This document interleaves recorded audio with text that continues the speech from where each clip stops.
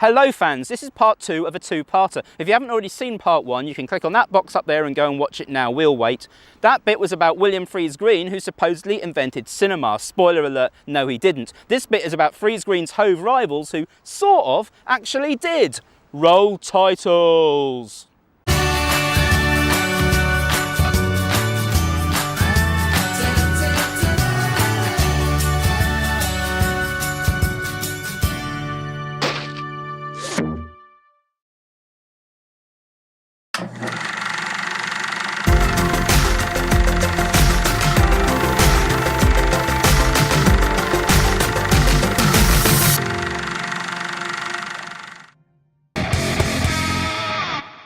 Slight technical problem. There's actually supposed to be a photo of Esme Collings on that title card that just... Oh, hang on, it's the editor. Hello? You're joking? The guy ran photographic studios across the UK for several decades. You're seriously saying no photograph of him exists anywhere? Well, just use a photo he took of somebody else. Like, this aren't going to be any the wiser, are they? Bye. Cheers. Bye. Like all of Hove's pioneering filmmakers, Esme Collings wasn't originally from round here, being born in Western Super-Duper-Mare in 1859. In 1887, he went into business with our old friend William Friese Greene. They and another man co-owned a chain of photographic studios, 3 in London, 2 in Bath and 1 at 69 Western Road, Hove. But the partnership lasted less than a year. Friese Greene was by all accounts a flaky money dude. He arranged a super expensive electricity supply to be put into one of the London studios, then refused to pay the bill. Lawyers got involved, the partnership was dissolved and the men went their separate ways, taking 2 studios each. Collings got the one in Hove and he moved down here, living at 59 Dyke Road from 1888. In 1896, Collings acquired a film camera and became the first person to shoot moving images in Brighton and Hove. He made around 30 short films that year alone, roughly half of them shot locally. One of these, entitled Victorian Lady in Her Boudoir, was the world's first adult movie. Cue filth. Childish types might like the idea of this being shot at 69 Western Road, but by this stage Collins' studio was at number 120. Wikipedia and many others say the studio moved location, but this is incorrect. The entire street was renumbered in 1893. And this is as saucy as the world's first adult movie gets. Well, okay, she does take off one of her socks later on. Victorian Lady in Her Boudoir was advertised as only suitable to show at gentlemen's smoking parties. I say, Lord Flailing, that bit with the sock was ruddy sensational, eh? Lord Flailing?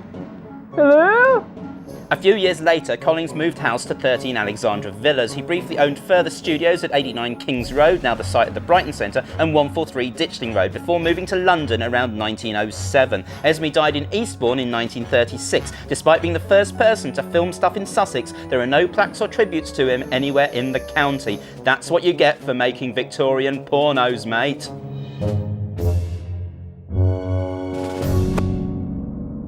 In 1896, whilst Esme was making his bluey, James Williamson was introducing X-ray photography to the Sussex County Hospital. Born in Scottish Scotland in 1855, Jimmy moved to Hove in 1886 to open a chemist at 144, now 156, Church Road. The sale of photographic equipment, as well as developing and printing, were a speciality. He started making his own movies, or animated photographs, in 1897. The following year, he flung himself into filmmaking, taking on a bigger chemist at 55 Western Road, which is now this Sainsbury's. He was the most prolific British filmmaker of the era. For example, in July 1898, 9 films were shot in the whole of the UK, all of them in Hove, 8 of them by Williamson. Jimmy would create some of the most famous shorts of this pioneering era of cinema, such as The Big Swallow, in which a cameraman gets swallowed, no Esme, not like that, Stop Thief, which included the world's first multi-shot chase sequence, and Attack on a China Mission, which saw the first ever use of reverse angles. In 1902, Hove Council approved his plans to build a dedicated film studio lot, including a cottage that he lived in beside the railway line at Cambridge Grove. Although it's now an MOT centre, the layout and feel still hark back to those film studio origins. Jimmy sold the studio in 1910 and moved to London, where he manufactured film equipment until his death in 1933.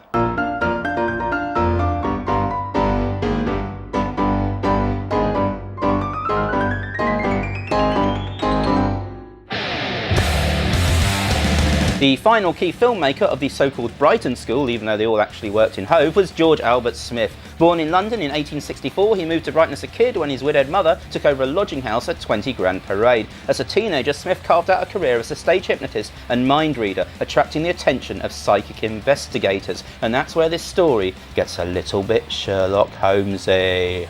Whilst George's partner in the psychic double act later stated the whole thing was a hoax, the Society for Psychical Research believed it was the real deal, so much so that their president, Edmund Gurney, hired Smith as his private secretary.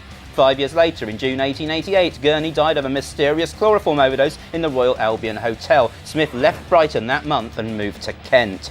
After a couple of years in London and Ramsgate, George moved back to Hove, leasing St Answell Gardens from 1894 to 1902 and turning it into a pleasure gardens with lots of attractions. But most importantly for our story, at the start of 1897 he bought a film camera and turned part of the gardens into a studio. He made 35 short films that year alone. Probably his most popular of these was Making Sausages, which showed cats and dogs being fed into a sausage grinder. It was of course a camera trick, but it shows you how sophisticated the sense of humour of Victorian audiences was. Smith built a laboratory in the garden's pump house, Esme, as well as a glass-sided studio to take advantage of the light. Incidentally, that's a big reason why all these filmmakers were moving from London down to Hove to be able to shoot in coastal daylight rather than big city smog. In 1910, Smith and his business partner Charles Urban bought Cambridge Grove Studios off James Williamson. Here, George worked on a red-green process called Kinemacolor. 1908's A Visit to the Seaside, scenes of Brighton and Hove, filmed by George Smith using this process, is considered the world's first colour movie. William Freeze Green had already patented his own colour process, however, and the legal dispute between the pair, it went all the way to the House of Lords, would mark the end of both of their filmmaking careers. Smith died at Brighton General Hospital in 1959 at the ripe old age of 95. Good for him, but it does mean that unlike the other folks, under UK law, all of his films are still in copyright, which is why we haven't used any clips. No summary of early cinema in Hove can end without mentioning Alfred Darling. He was an engineer rather than a filmmaker, living at 83 Ditchling Rise and working at number 25. He maintained and repaired the camera equipment of all three of the filmmakers in this video, as well as inventing his own. A good argument can be made that Alfred is the key figure in all of this, keeping the cameras running so that the output of Hove, rather than other towns with pioneering filmmakers, dominated early British cinema. Thanks, Darling. Check out the description below for links to some of the most influential shorts shot in Hove, and do please visit Hove Museum, which is free entry, yay, to see some of the original cameras that these filmmakers used. Cut. Next week on Fact Me Up, what happened here? The modern bicycle was invented by a total petrol head.